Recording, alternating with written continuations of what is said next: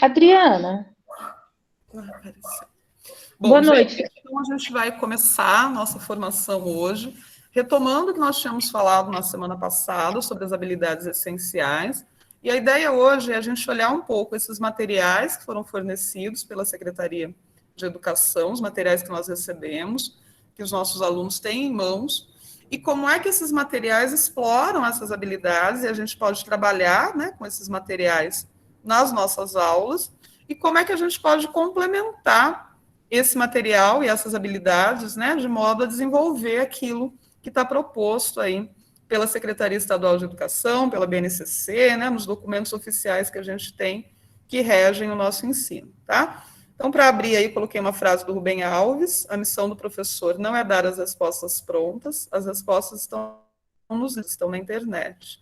A missão do professor é provocar a inteligência, provocar o espanto, é provocar a curiosidade. Eu acho que esse é o grande desafio nosso em sala de aula, né? Pensar em como é que a gente consegue provocar essa curiosidade do aluno e fazer com que ele tenha vontade de descobrir, vontade de aprender, vontade de construir junto com a gente aquilo que está sendo proposto. O que eu fiz caca. Então, a gente vai pensar um pouquinho hoje sobre a noção de sequência didática, tá? Por que pensar sobre isso, né? Falar sobre sequência didática? Porque todos os materiais que nós recebemos da Secretaria Estadual de Educação, eles são organizados a partir dessa ideia de sequência didática. Se vocês olharem, todos os materiais, o Aprender Sempre, o São Paulo Faz Escola, o Currículo em Ação, que é um material novo que a gente recebeu, são materiais organizados a partir disso, tá? Essa noção de sequência didática, ela vem sendo trabalhada desde os anos 2000, tá? Final dos anos 90, começo dos anos 2000. Surgiu lá em Genebra, com um grupo de estudiosos da minha área, inclusive, né, da área de linguagens, que é o Dols, o Cheneuly e o Noverras, tá? Eles fazem parte de um grupo que é conhecido como Grupo de Genebra, e eles desenvolveram uma proposta de ensino pensando na ideia de gênero textual, pensando aí, né, mais voltada para a língua portuguesa mesmo, né, pensando em trabalhar os diferentes gêneros textuais, os diferentes textos, né, que circulam socialmente. E eles propuseram ali no trabalho deles essa ideia de você fazer uma sequência de atividades organizadas de maneira sistemática. Então, a partir dessa sequência de atividades organizadas de forma sistemática, você trabalharia determinado gênero. Então, você criaria uma sequência sistematizada de atividades, de passos a serem seguidos, e esses passos que seriam seguidos levariam o aluno a se apropriar daquele gênero, tá? Então, essa é a proposta aí de sequência didática, que o Cheneuly, principalmente, ele é o que encabeça esse grupo de Genebra, propôs. E aí essa ideia foi ampliada para as outras áreas, tá? Então ela nasce ali na língua portuguesa, né, como uma forma de trabalhar os gêneros, os diferentes gêneros discursivos e fazer com que os alunos se apropriem desses gêneros, e ela vai tomar caminho aí para outras áreas, tá? Um outro estudioso que fala sobre isso é o Zabala. O Zabala sempre está lá nas bibliografias de concurso, né, para a gente estudar quando tem os concursos, e ele também vai trazer na obra dele essa ideia de sequência didática, de pensar no quê? Numa proposta de trabalho, numa proposta metodológica que esteja baseada numa ordenação, numa articulação de atividades, tá? Então, se vocês observarem o material que a gente tem, ele sempre parte desse princípio, né? A gente tem uma sequência, uma ordenação de passos, de tarefas que os alunos vão fazer para chegarem lá no final da sequência e produzirem alguma coisa, tá? E essa ideia, né, de fazer esse trabalho a partir de sequências é uma forma tanto do professor se organizar, então o trabalho docente aí vai alcançar um resultado melhor, porque a gente vai ter um trabalho organizado, um trabalho sequenciado, e com isso o aluno vai conseguir também, né, desenvolver melhor aí o seu processo de ensino-aprendizagem, tá? Então a ideia de sequência didática ela é uma ideia bem positiva nesse sentido, da gente pensar em como articular melhor o nosso trabalho e como planejar o nosso trabalho, tá? Então o Zabala vai dizer que para a gente elaborar uma sequência didática, a gente precisa sempre tomar como ponto de partida quais são os conhecimentos prévios do aluno, tá? O que o aluno já sabe daquele conteúdo que eu vou apresentar, qual vai ser o significado daquilo, né? Vai ser significativo para o aluno aprender isso? Qual vai ser a função dele aprender isso, né? O que isso vai acrescentar na vida dele? Se ele está adequado ao desenvolvimento cognitivo do aluno, tá? Mas também eu não posso ficar só no adequado, eu tenho que também, ao longo da minha sequência, promover atividades que sejam desafiadoras e que permitam que o aluno chegue a um avanço, tá? Então, é claro, eu tenho que tomar como ponto de partida o conhecimento prévio dele, o conhecimento que ele tem, por exemplo, nesse momento que a gente está vivendo, né, que os alunos estão retornando agora presencialmente, a gente tem observado que tem uma defasagem, né? Nossos alunos estão bastante defasados e a gente vai precisar retomar com eles uma série de coisas. Só que isso não significa que a gente não vai poder avançar. A gente pode avançar, a gente deve avançar, mas a gente tem que partir primeiro desse nível de desenvolvimento cognitivo em que eles se encontram, e aí, a partir disso, desse trabalho com sequências didáticas, chegar em propostas, né, que sejam desafiadoras e que acrescentem algo mais para os nossos alunos. Tá? Então, essa ideia ele vai falar nos conflitos cognitivos, que é essa ideia de você partir dos conhecimentos prévios, trazer conhecimentos novos e isso ser desafiador para o aluno. Tá? E, consequentemente, isso melhorar esse processo de ensino-aprendizagem. Junto com isso, claro, a gente vai ter um desenvolvimento, né, da autoestima do aluno, do autoconceito, da possibilidade de crescimento, né, porque é muito bom quando o aluno percebe que ele está se desenvolvendo, que ele está aprendendo coisas novas. Então, a ideia do trabalho com sequência didática vem nesse sentido. Tá? É a ideia, né, famosa, a gente já ouviu isso várias vezes, do aprender a aprender. Né? A gente sabe que muitas vezes os nossos alunos não aprendem porque eles não sabem aprender, eles não sabem estudar, eles não conseguem se organizar nessa apropriação do conhecimento. Então, quando você faz um trabalho com sequência didática, a possibilidade de conseguir, né, fazer com que o aluno aprenda a aprender, com que o aluno aprenda a caminhar, é maior, porque ele vai ter ali um processo de ensino-aprendizagem sistematizado, organizado. Então, tanto o aluno quanto o professor sabe de onde que vai partir e onde que vai chegar, tá? Então, pensando no que a gente falou também na semana passada, né? Essa ideia do planejamento, ela é muito importante. E pensar nessas sequências didáticas para o nosso planejamento é muito importante também, porque aí a gente vai saber qual é o percurso que a gente vai seguir para que o aluno chegue naquele lugar, ou seja, para que o aluno desenvolva aquela habilidade que eu quero que ele desenvolva, tá? Então, o Dawes e o Chanelly, eles propõem, né, quando a gente vai fazer uma sequência didática, que a gente parta de 4 fases, 4 pontos aí a serem explorados. Primeira questão, a apresentação da situação. Então, eu vou apresentar para o aluno uma determinada situação de aprendizagem que vai levar o meu aluno a chegar naquele lugar onde eu quero chegar. Uma produção inicial. Então, pode ser, por exemplo, um conjunto de questões, né, baseados ali naquela situação inicial que eu apresentei para ele.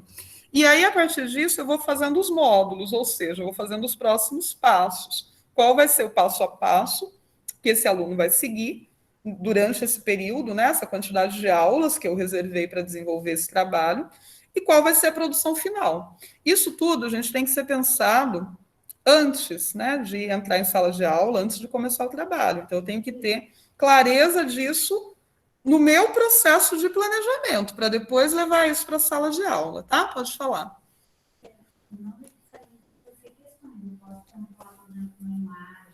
Sim, sim, as questões aí no sentido de você pensar no que vai ser um mote, né, para você desenvolver sua aula. Você não precisa necessariamente fazer um questionário, você não precisa necessariamente pedir para o aluno te entregar nada.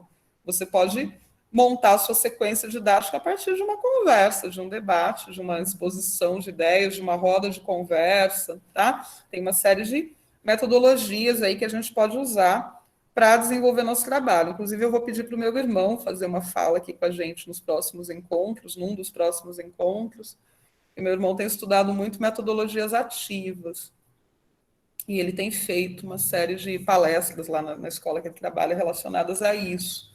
Então, vou marcar com ele um dia para ele vir conversar com a gente um pouco sobre isso, né? Sobre essas diferentes metodologias que a gente pode expor aí, né? Que a gente pode explorar na nossa aula. Tá? Adriana. Então, agora a gente vai começar a olhar um pouquinho mais para o material que a gente tem, tá? Claro que eu não vou conseguir pôr aqui uma sequência inteira, né? Porque tomaria muito tempo, mas eu coloquei aqui algumas coisinhas só para a gente visualizar, né, o material que a gente tem em mãos, como é que esse material está organizado e o que a gente pode fazer além dele. Né? É importante que a gente use o material, é importante que a gente use o material, mas é importante também que a gente consiga perceber o que mais que a gente pode fazer, né? O que mais que nós podemos trazer para a nossa aula para ir além desse material. Quais são os outros recursos que eu posso trazer para a minha aula? Quais são os outros materiais? Não.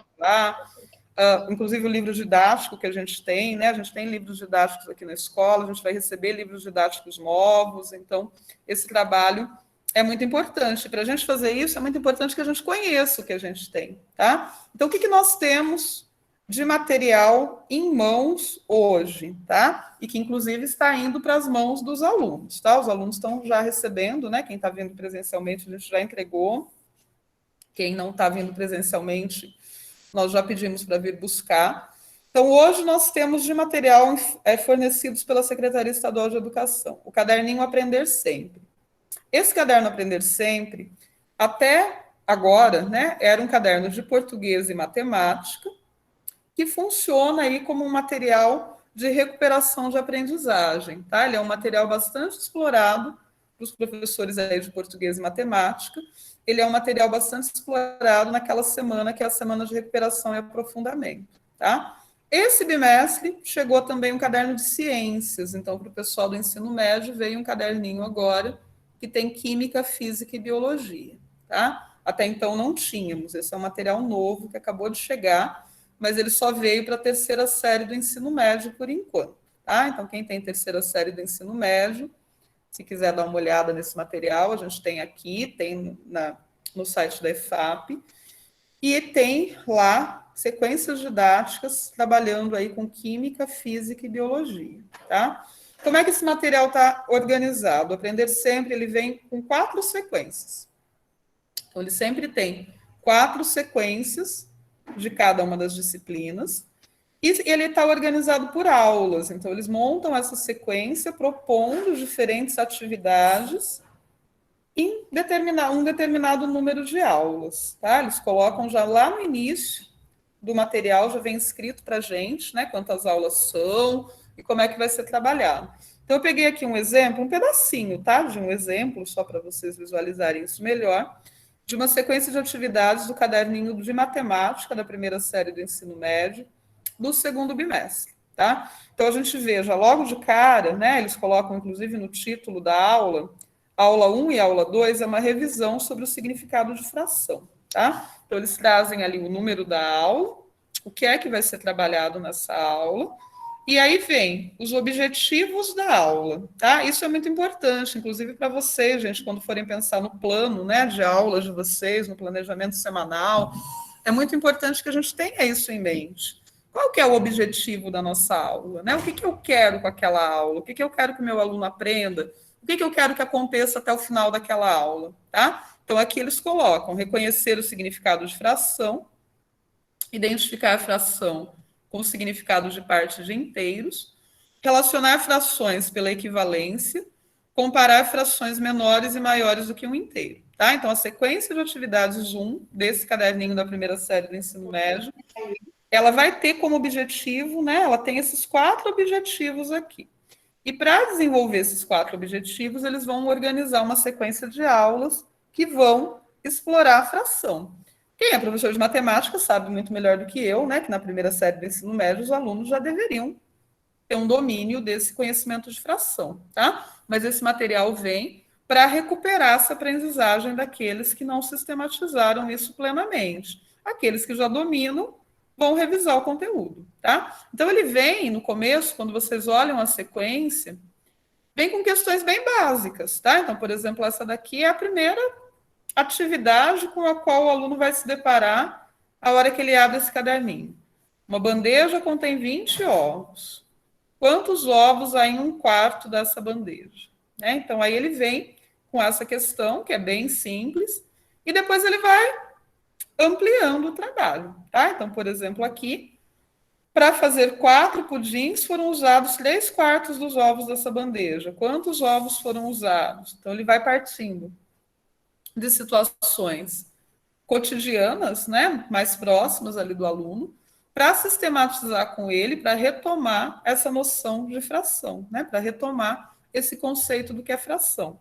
Aí é a atividade 2, observe o octógono regular abaixo, ele dá a imagem, aí vem. Considerando que o octógono é regular e está dividido em 8 partes iguais, 3/4 desse polígono equivale a quantas de suas partes? E assim ele vai, tá? Eu não coloquei aqui a sequência inteira, essas aqui são as primeiras, né, as 2 primeiras questões que a gente tem. Mas o que a gente percebe? Ele vai partindo de uma coisa mais simples, mais próxima do cotidiano, né, do aluno, e aí ele vai ampliando, né, o grau de dificuldade, que é justamente aquela ideia que nós falamos no começo, de você partir do conhecimento prévio do aluno, mas de você ser capaz de avançar, tá? Então, quando a gente chega no final dessa sequência didática do caderno Aprender Sempre, qual que é a ideia?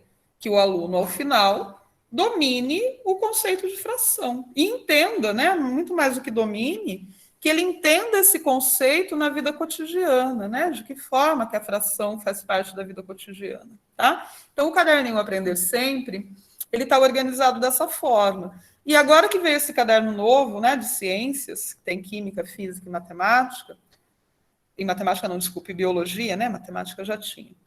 Eu acho que é muito importante, principalmente para esse momento de retorno dos nossos alunos, explorar um pouco esse material, porque é um material de retomada de conteúdo, né? De recuperação de aprendizagens, tá? Então, isso pode ser, num primeiro momento, né, que os alunos estão retornando para a escola, talvez seja mais significativo usar esse material do Aprender Sempre para fazer essa retomada, do que entrar de sola, né? Já entrar de cara no conteúdo novo aí do segundo bimestre, tá? Então, esse é o primeiro material que a gente tem.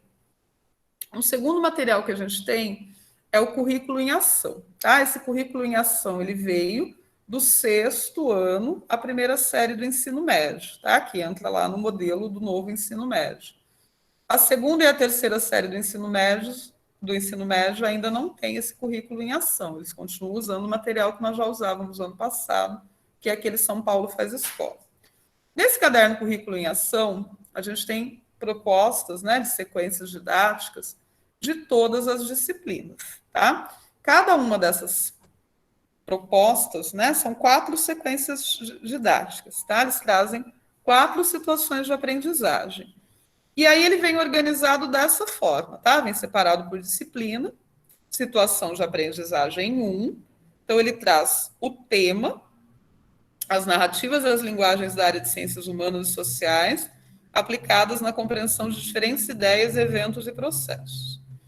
Aí ele traz uma situação problema, que vai ser desenvolvida ao longo da sequência, como os meus desejos podem ser compatibilizados com a cidadania. E ele traz o objeto de conhecimento, que a gente falou bastante, né, na semana passada, que o objeto de conhecimento era aquilo que a gente chamava antigamente de conteúdo. Tá? Então, a hora que eu olho aqui, eu já sei o que vai ser trabalhado. Memória, cultura, identidade e diversidade, a produção do conhecimento histórico, suas narrativas na origem dos povos do Oriente Médio, Ásia, Europa, América e África. E aí, gente, a sequência, né, eu não coloquei tudo aqui por uma questão de tempo, mas a sequência ela vem organizada em momentos, tá? Então, no primeiro momento, ele traz um texto para ser lido, que é um texto do Leandro Carnal, que fala sobre a memória evanescente. Então, nesse texto, ele vai explicar essa ideia, né, esse conceito de memória, e ele vai discutir um pouquinho aí a questão do documento histórico, né, do o que é considerado um documento histórico. Como é que a gente considera determinada coisa, né, determinado objeto, enfim, como um documento histórico, e qual a relação entre isso e a memória, né? Essa memória que deve ser preservada pela história. Depois ele traz um outro texto que complementa essa ideia, e aí ele vem com uma sequência de atividades, pensando no quê? Pensando nisso aqui que ele fala, na origem dos povos do Oriente Médio, Ásia, Europa, América e África. Então ele pede para dividir a sala em grupos, cada grupo, né, representaria aí um determinado povo, e aí vem uma sequência de tarefas que devem ser desenvolvidas com o aluno e que pressupõe, inclusive, aquela ideia de um aluno protagonista, né? De um aluno que ali no seu grupo vai construir conhecimento, vai refletir sobre o documento histórico, vai refletir sobre memória, enfim. As atividades dessa sequência didática são atividades que pressupõem muito uma participação do aluno, um envolvimento do aluno, né? Muito mais do que só uma exposição do professor. Aliás, esse material Currículo em Ação, ele está muito construído nesse sentido, de colocar o aluno, né, para pôr a mão na massa, de colocar o aluno para construir o próprio conhecimento, de colocar o aluno para se envolver naquilo que está sendo proposto, de produzir coisas, né, no final da sequência, o aluno vai produzir alguma coisa concreta. Então, por exemplo, no de língua portuguesa tem muito produzir um podcast, fazer uma exposição, sei lá do quê, montar uma antologia de textos, enfim, eles pressupõem sempre, nesse material, muito essa ideia do aluno colocar a mão na massa, tá? Do aluno fazer, do aluno produzir.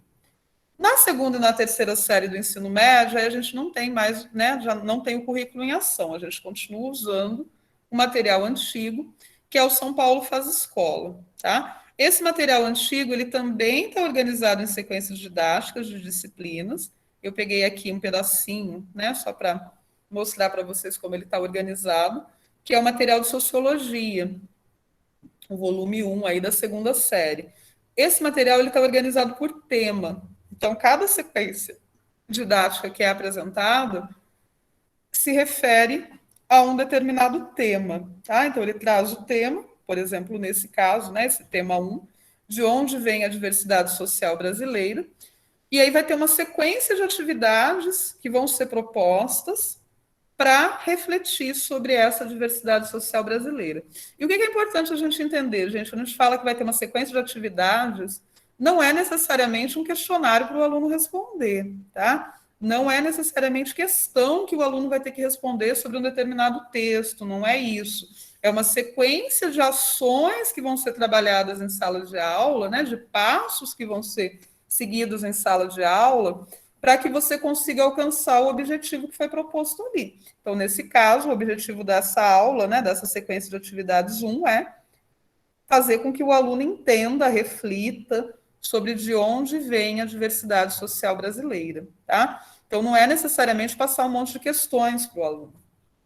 Olhando no material, a gente percebe que eles criam uma série de situações, uma série de passos que vão ser seguidos para que o aluno chegue ao final, né, dessa sequência e saiba responder essa pergunta, tá? Então, é muito importante que a gente tenha clareza disso. O que é o nosso primeiro passo? Conhecer o material, né? Esse tem que ser o ponto de partida. Eu preciso conhecer o material, eu preciso saber o que ele tem ali, para eu saber o que eu vou usar na minha aula, o que é adequado ou não é para a turma que eu tenho, né, para aquele grupo de alunos que eu tenho, o que é possível usar desse material. Como eu já disse para vocês, a gente não precisa fazer integralmente todos esses materiais, tá? A gente precisa ter essa noção de conhecer o material para saber o que vai ser feito, o que não vai, e o que é que eu vou trazer a mais, né? O que eu posso trazer de construção minha, de produção minha, para complementar aquilo que foi trabalhado, tá? Então, aqui eu coloquei uma sugestão de uma sequência didática, uma coisa bem rápida, tá? Só para a gente visualizar um pouco como é que a gente faz esse trabalho. Então, eu vou montar uma sequência didática, tá? Eu preciso montar uma sequência didática para trabalhar uma determinada habilidade. Então, qual que é o meu primeiro passo? Olhar a habilidade, tá? Então, qual é a habilidade que eu tenho ali?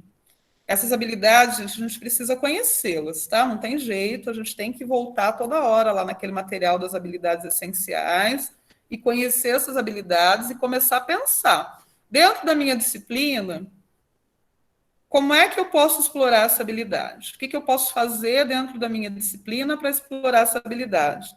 E, inclusive, pensar, como a gente falou na semana passada, na possibilidade de fazer isso com outras pessoas também, né? De começar a produzir trabalhos interdisciplinares, porque eles ajudam muito a construir essas habilidades, tá? Então, por exemplo, aqui, eu tenho lá uma habilidade que é de língua portuguesa, tá?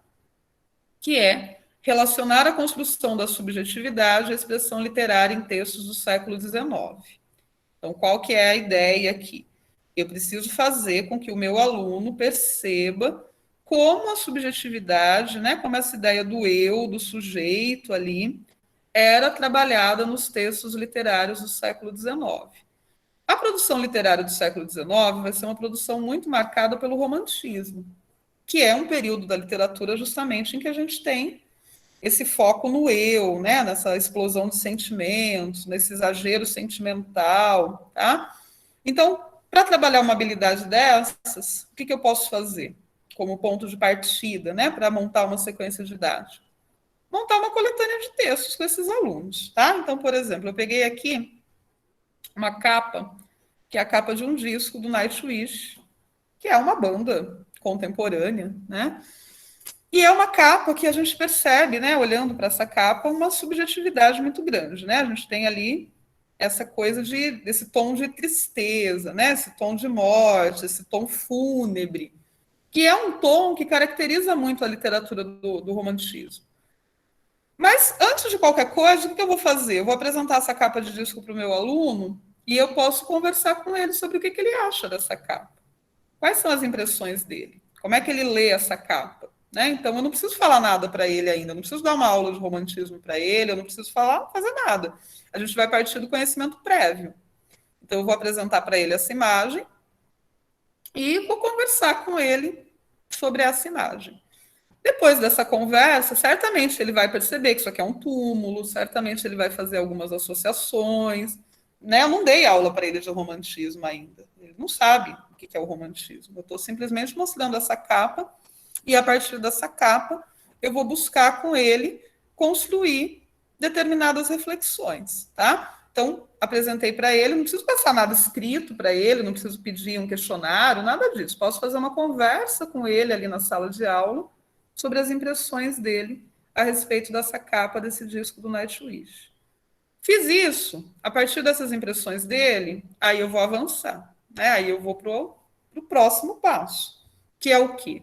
Que é mostrar para ele que no século XIX a gente teve um movimento literário, que era o romantismo, cujo foco era justamente a exploração da subjetividade, em que a gente tinha uma série de autores que falavam muito sobre a noção de morte, que falavam muito sobre cemitério, que falavam muito sobre escuridão, que falavam muito sobre sofrimento, em que a gente tinha um exagero sentimental imenso sendo colocado. Então, eu consigo fazer com ele uma relação entre esse período e essa capa.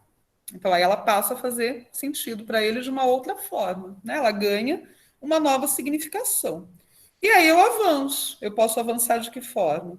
Mostrando para ele uma pintura do século XIX, uma pintura romântica, que chama Andarilho sobre o Mar, que tem também esse clima fúnebre, que tem também esse clima de solidão, que tem também esse clima de isolamento, que tem também esse clima, né, de tristeza, que é o mesmo clima que a gente tem naquela capa de disco. Né? Então, são obras produzidas em dois momentos completamente diferentes, mas que exploram, que conversam a partir de uma mesma temática, que é essa temática do eu, né? Desse eu perdido, se sentindo mal, desolado, né? Essa coisa que tem esse caráter mais fúnebre, esse caráter de um mal-estar sendo colocado. Tá? Aí eu passo para os textos literários. Então, eu coloquei, por exemplo, aqui um trechinho dos Sofrimentos do Jovem Werther, que é um livro que marca o romantismo e que é um livro que tem tudo a ver com esse tom fúnebre, com esse sofrimento, né?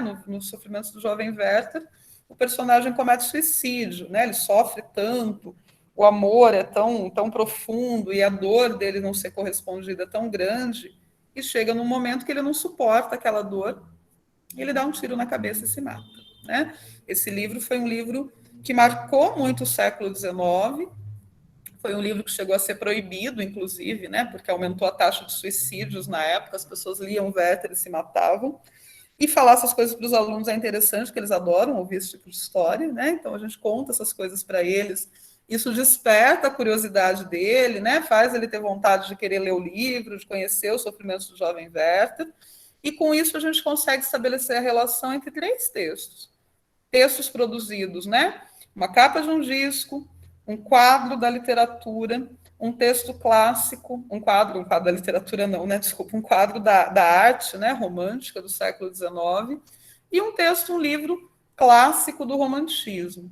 Aí, a partir disso, eu posso passar para a nossa literatura, para a literatura brasileira, né? E pensar como é que isso chegou até a literatura brasileira. Então, eu posso apresentar para eles, por exemplo, o Álvares de Azevedo e pensar nessa ideia da morte, né? Nessa ideia do escapismo, que era uma ideia tão presente na literatura romântica, de usar a morte para fugir dos problemas da vida, tá? Então, com isso, gente, o que eu consigo fazer?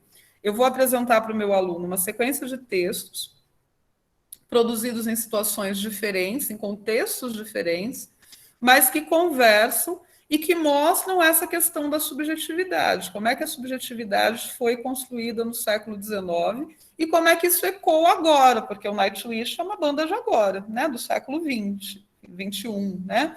Como é que isso chegou até aqui? De que forma essas ideias ecoam até hoje? Então, com isso, eu faço uma sequência, eu faço um passo a passo que vai me levar à compreensão do aluno de como aquela habilidade lá que foi proposta, né? Como é que eu consigo mobilizar isso para mostrar para ele concretamente situações que vai levá-lo a desenvolver aquela habilidade.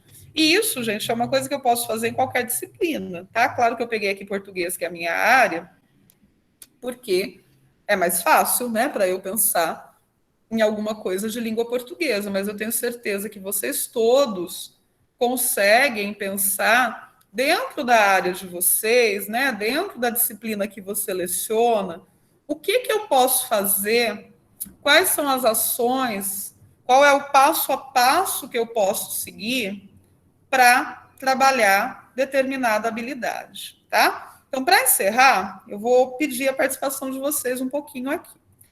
Eu trouxe para vocês uma imagem, que é uma imagem que tem circulado nas redes sociais esses dias, que é uma charge do Dawes.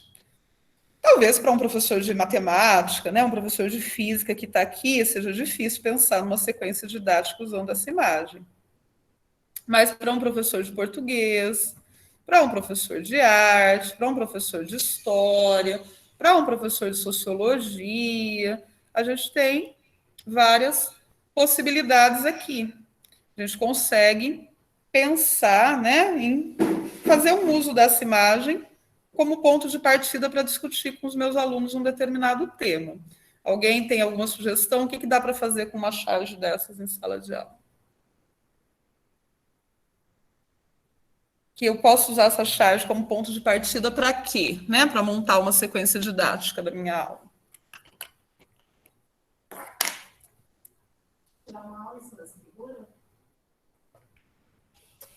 Se eu fosse pensar numa aula em cima dessa imagem.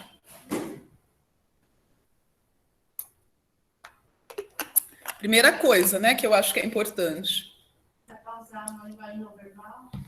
Em língua portuguesa, a gente pode começar pensando justamente na ideia de charge, né? Do que é uma charge, de como é que essa charge explora linguagem verbal e não verbal. Mas a gente tem aqui, gente, uma coisa que é necessária, né, para o aluno entender essa charge, que é esse nomezinho aqui em cima, né? Gaza.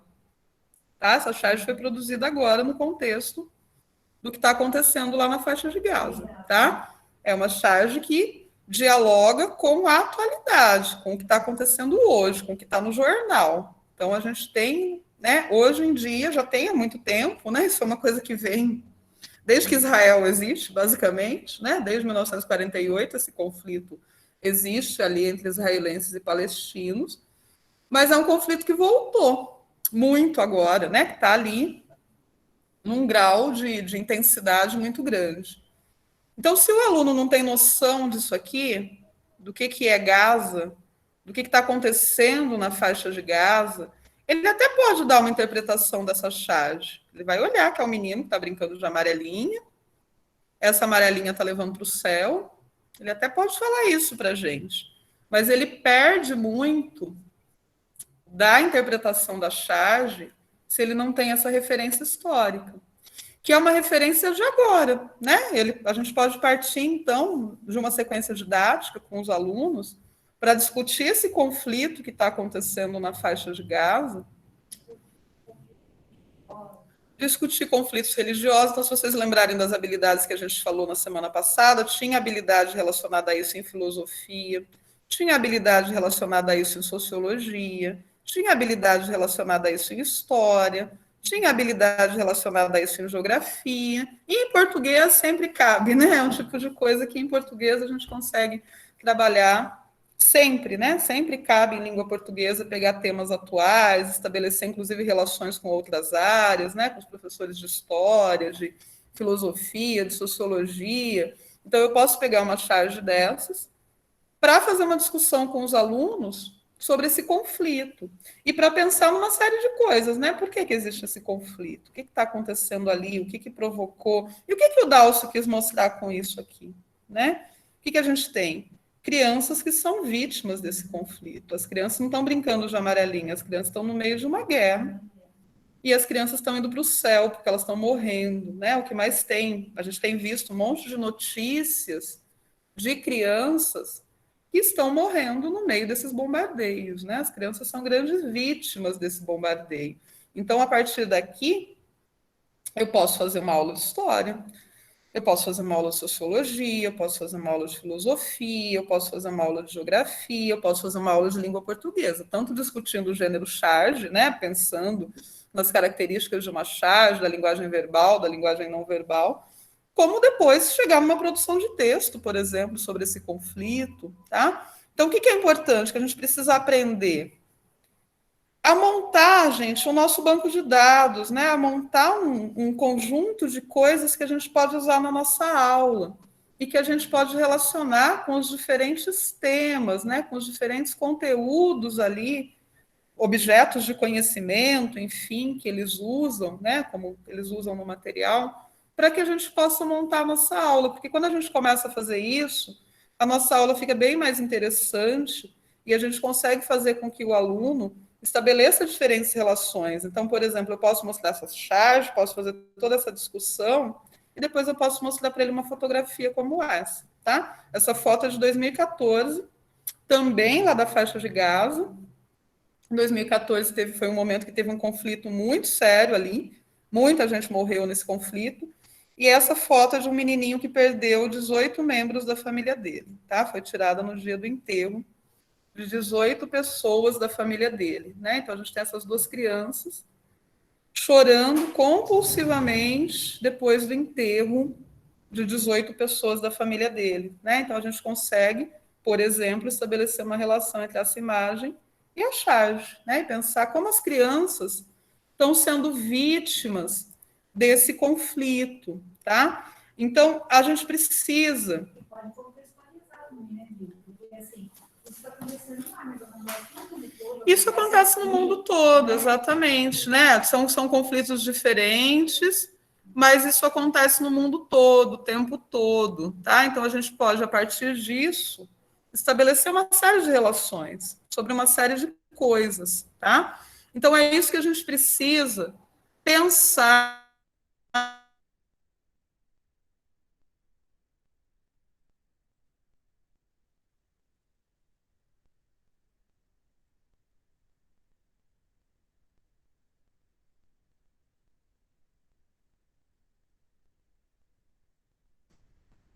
Voltou. Então, o que é preciso? Que eu conheça as habilidades, que eu conheça os materiais que eu tenho em mão e, principalmente, que eu conheça o meu conteúdo, né? Para que eu consiga pensar como é que, dentro do meu conteúdo, eu consigo relacionar essas habilidades e propor coisas que desenvolvam essas habilidades, tá? E quando a gente fala nisso, não é necessariamente propor questões, tá? Não preciso fazer um questionário, fazer um trabalho. Eu posso simplesmente trabalhar isso no debate mesmo com o aluno em sala de aula, né? Numa construção de conhecimento, tá? Então, para hoje, era isso que eu queria conversar um pouquinho com vocês. Quem tiver alguma dúvida, quem quiser falar alguma coisa, fique à vontade. tá? E nos nossos próximos encontros a gente vai tentar começar a montar juntos, né, algumas sequências de atividades e pensar em possibilidades aí de trabalho. Tudo bem? Alguém quer perguntar alguma coisa, quer falar alguma coisa? Fiquem à vontade. Eu só vou interromper aqui a gravação. É verdade, né? Tem que abrir a